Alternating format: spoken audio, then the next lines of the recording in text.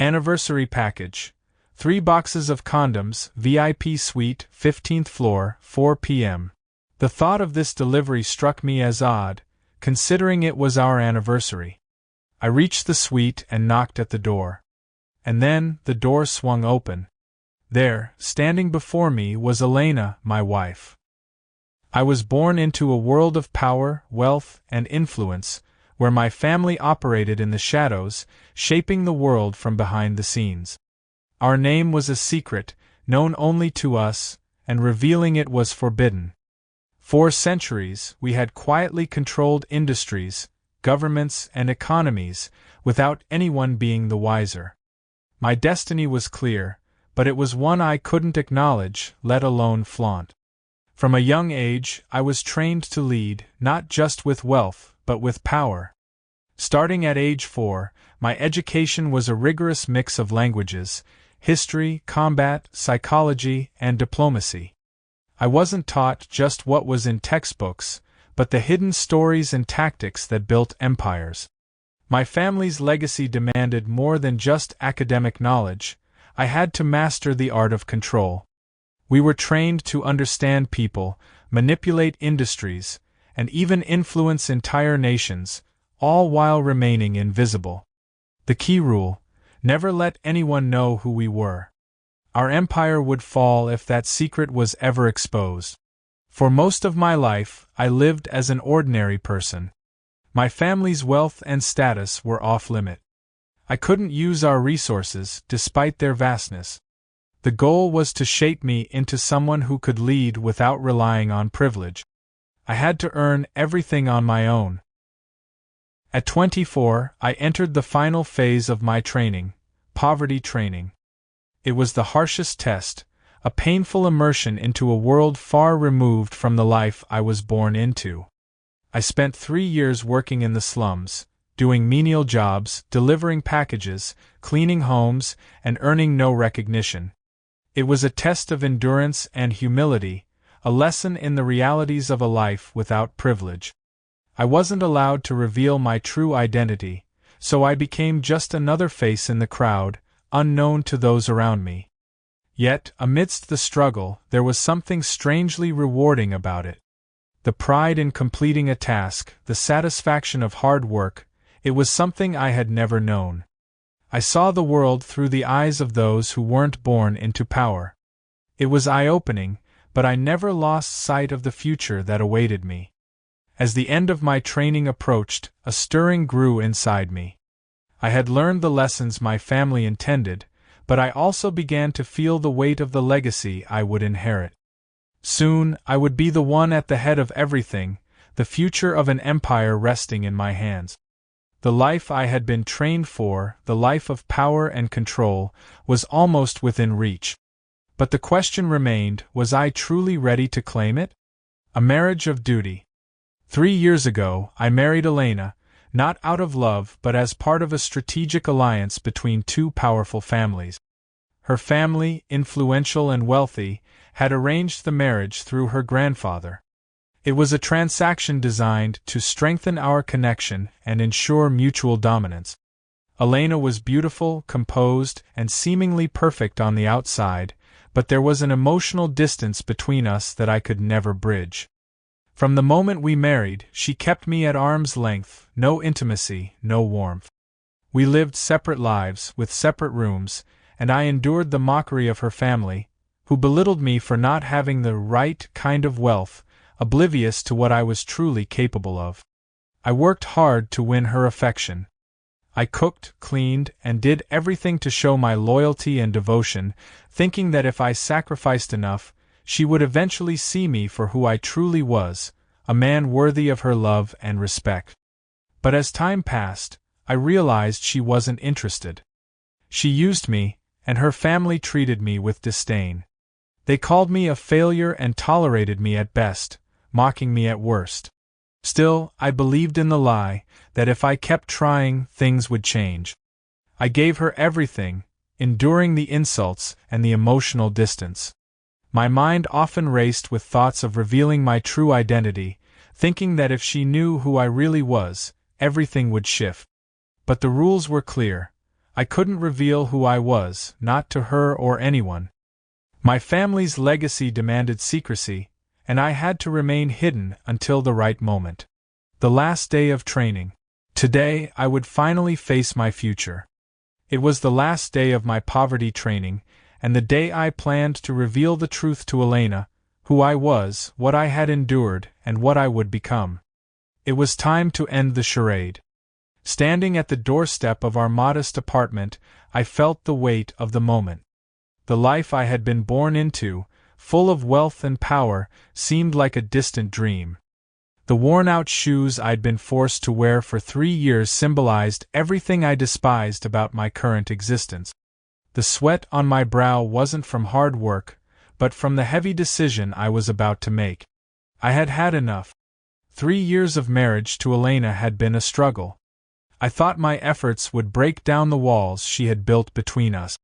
But despite all my sacrifices, nothing changed. Elena was as cold and indifferent as the marble floors of her family's estate. No matter what I did, I couldn't get close. I had hoped I could win her over with time and dedication, but I now knew the truth. Her heart was frozen, and there was no breaking through.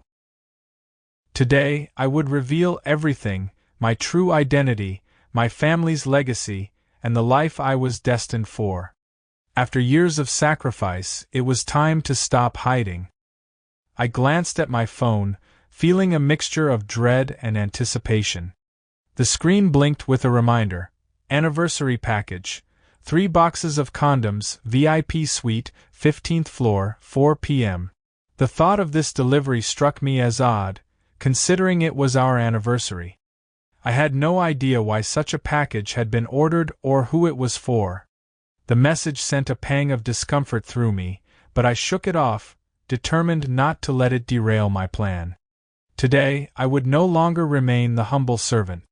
Today, Elena and her family would see the man I truly was, the heir to an empire they could never imagine, the one who had endured it all without revealing a single hint of his true potential.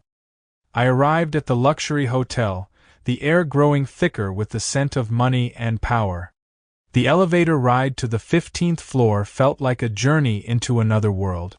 This was a realm where opulence, wealth, and status ruled every detail, from the polished marble floors to the soft golden lighting. I felt a wave of revulsion sweep over me. This was the world I had been born into but had been kept from, locked away behind the constraints of secrecy. As I rode higher, I felt like an imposter, a fraud. Soon, though, that would all change. I reached the suite and knocked at the door. My heart pounded in my chest as I waited for the sound of footsteps approaching from the other side. And then, the door swung open. At first, I couldn't comprehend what I was seeing. There, standing before me, was Elena, my wife. But this was not the Elena I knew, cold, distant, and aloof. No, this woman was different. Her hair was wet, clinging to her shoulders as though she had just stepped out of the shower. She was wearing nothing but a towel, the fabric barely covering her body. The soft scent of soap and shampoo lingered in the air, mixing with the intoxicating smell of her skin. For a moment I stood frozen, caught between disbelief and anger. My mind raced, trying to make sense of the situation. This wasn't the Elena I had known for the past 3 years. This was a version of her I had never seen, vulnerable, yet still detached. But it was the man who stepped into view behind her that truly shattered my composure. He was wearing nothing but a bathrobe, his grin too self-assured, too smug for my liking. He wasn't just anyone. He was David, a well-known socialite from a wealthy family with ties to Elena's. They had met on various occasions, and I had always felt a sense of unease around him. His flirtatious nature, the way he seemed to smile just a little too much, made me uncomfortable, but I had brushed it off. It was nothing, I had convinced myself. I was nothing more than a delivery man to them, an unworthy and insignificant husband in their eyes. But now, standing in front of me, the situation was clear. The smug smile David wore, the way he casually approached Elena and placed a hand around her waist, holding her close as if they had all the time in the world. It all came crashing down in an instant. He looked at me, then at Elena, as though we were all actors in some private theater. "You're here," he said, his voice laced with mockery. "You got the condoms?"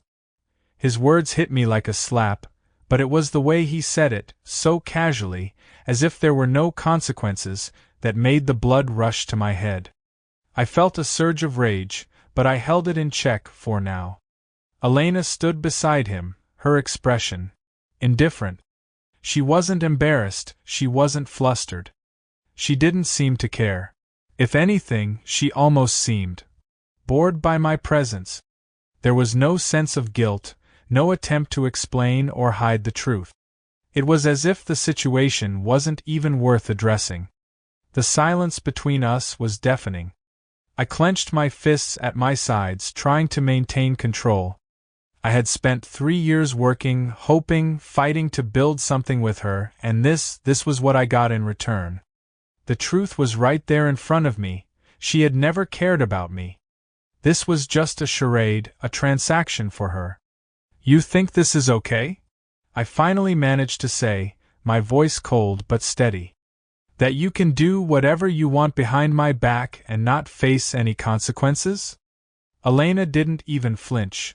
She simply crossed her arms and looked at me, her eyes filled with a mixture of indifference and mild annoyance. "You're overreacting," she said dismissively, her tone like ice. "We're just having a little fun. It's nothing personal." The words hit me like a dagger. Nothing personal. After everything, after all the sacrifices, after years of loyalty, I was nothing more than a joke to her. David chuckled softly, as if to add fuel to the fire. "Relax, man," he said. "It's just the way things are. You're a delivery boy. She's a woman of means. You can't expect her to be loyal to someone like you." My chest tightened with anger and humiliation. The cruel irony was that they didn't even know who I really was. They had no idea what I was capable of, what I had been trained for, and what I was about to become. I took a deep breath, standing straighter. This was it. The moment had arrived. It was time to end this farce. "I'm not just a delivery boy," I said, my voice calm, but the fury burning beneath the surface was undeniable. "I'm someone you will never understand." I turned on my heel and walked out of the room, the weight of the world on my shoulders. Elena didn't call after me, and David didn't stop me. It was clear to me now, this marriage was over. There would be no reconciliation. No forgiveness. I had given everything, and it had been wasted. As I left the hotel, I finally allowed myself to feel the full extent of the heartbreak.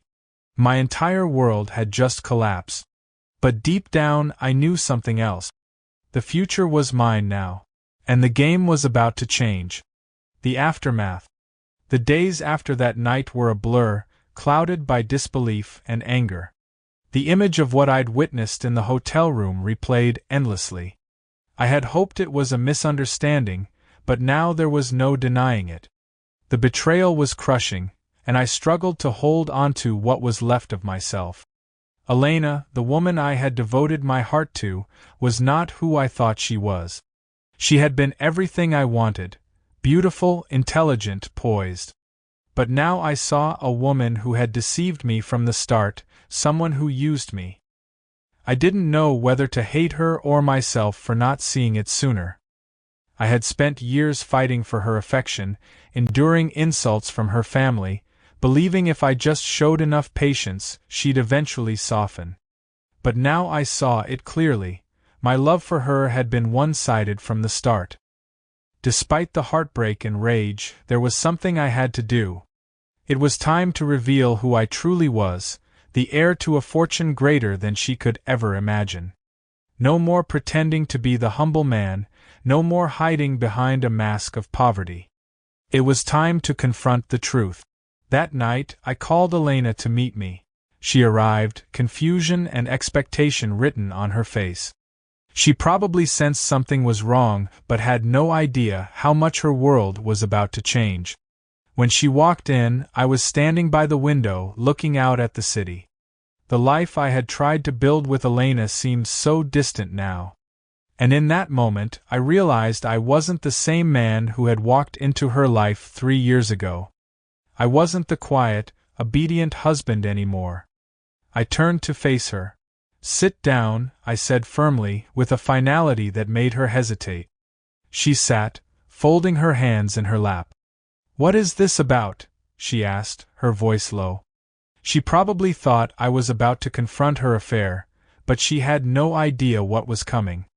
"I'm not who you think I am," I said, bitterness in my voice. "I'm not just some nobody. I'm the heir to the Parker family, the family you've insulted and belittled for years."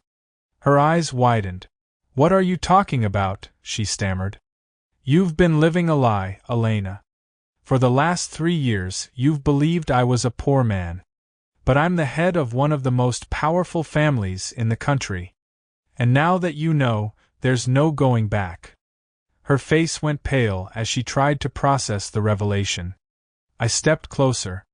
"I've been living as a common man, pretending for you, while you treated me like a servant. But that ends now. It's over." Her mouth opened, but no words came out. She looked lost, fear in her eyes, the fear of losing everything she knew. "I want a divorce," I said firmly. "We're done." She looked shocked. "But we've been married for 3 years. You can't just—" "I can," I interrupted. "You never loved me. Not the way I loved you. I've been a fool, but not anymore." Desperation flashed in her eyes. She stepped toward me, pleading. "I never wanted to hurt you. It was just easier this way. I thought I could handle it, play the role." "You didn't want to hurt me?" I asked, bitterness rising. "You used me. You wanted me to play the perfect husband while you slept with David. You used me, Elena." Her face crumpled, but I didn't care. My decision was final. "And as for you and your family," I added coldly, "I'll pretend I never knew you." With that, I walked out, leaving the past behind. My marriage had been nothing more than a shadow. Elena had never been the woman I thought she was, and I could no longer be the man who allowed myself to be used. As I stepped into the night, the cool air hit my face like a slap. It felt like freedom. For the first time in years, I felt free. A hidden truth revealed. After the divorce, my life took an unexpected turn. The betrayal lingered, its sting refusing to fade. The life I had once dreamed of with Elena now felt like an illusion, a facade built on lies.